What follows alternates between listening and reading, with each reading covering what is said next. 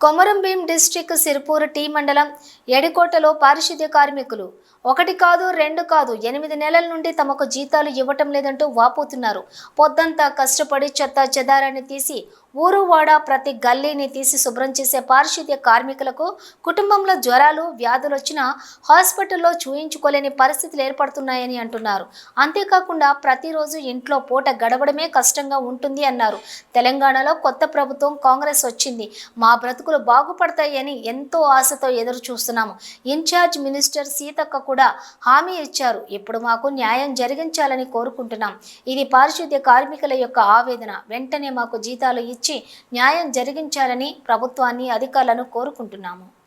Sir సిర్పూర్లో గ్రామ పంచాయతీలో సఫాయిలో పనిచేస్తున్నాం. మాకు 8 నుంచి జీతాలు అత్తలేవు. 8 నెలల నుంచి జీతాలు అత్తలేవు. దయచేసి జీతాలు ఇప్పియండి. పెద్ద సార్లు డబ్బులు లేవు, నాకు కష్టం అవుతుంది. జీతాలు లేవు, అది జీతాలు ఇస్తలేదు. జీతాలు వస్తున్నాయి నా భార్యకు నాకు, అది డబ్బులు లేవు, చేతిలో డబ్బులు లేవు. అధికారులు జీతాలు 8 నెలలు ఇప్పియాలి సార్. పెద్ద సారు నేను సిర్పూర్ గ్రామ పంచాయతీలో డ్రైవర్గా గంట బండి డ్రైవర్గా పనిచేస్తున్నాను.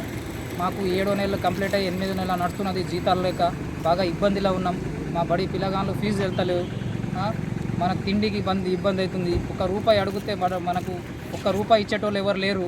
మొత్తం ఊరంతా తిరుగుతున్నాం. మనం మా పని అయితే గ్రామ పంచాయతీ మా ఆఫీసర్లు అయితే పని తీసుకుంటున్నారు, కానీ మనకు ఎవరు చూసేటోళ్ళు లేరు. ఎంత చేసినా మనకు ఇంత కలెక్టర్ దగ్గర పోయినా మీ దగ్గర లెటర్లు ఇచ్చినా అన్ని ఇచ్చినా మాకు ఇబ్బంది ఉన్నది సార్. మనకు దయచేసి మా లేబర్కి, మా డ్రైవర్లకు, అందరికీ, మా వర్కర్లకు మనకు ఏదైనా న్యాయం చేయాలి సార్. మీకు దండం పెట్టి మనకు డబ్బులు మా జీతాలు ఇప్పించినట్టు ఇది చూడండి సార్.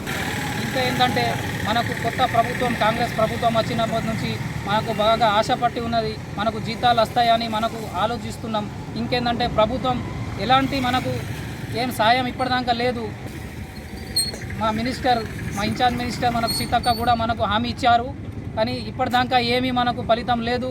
కావున మా మినిస్టర్ సీతక్క కూడా మనం మా గ్రామ పంచాయతీ నుంచి, సిర్పూర్ గ్రామ పంచాయతీ నుంచి ఏదైనా మనకు మా జీతాల గురించి మాట్లాడాలని, మా డబ్బుల గురించి, మా పిల్లగాళ్ళకు జ్వరాలు గిరాలు వర్షాకాలం ఇప్పుడు మనం ఏం చూడకుండానే మనం అన్ని చెత్తలు గిత్తలు అన్నీ ఎక్కడిదక్కడ మనం లేపి మనం సిర్పూర్ని బాగు చేస్తున్నాం.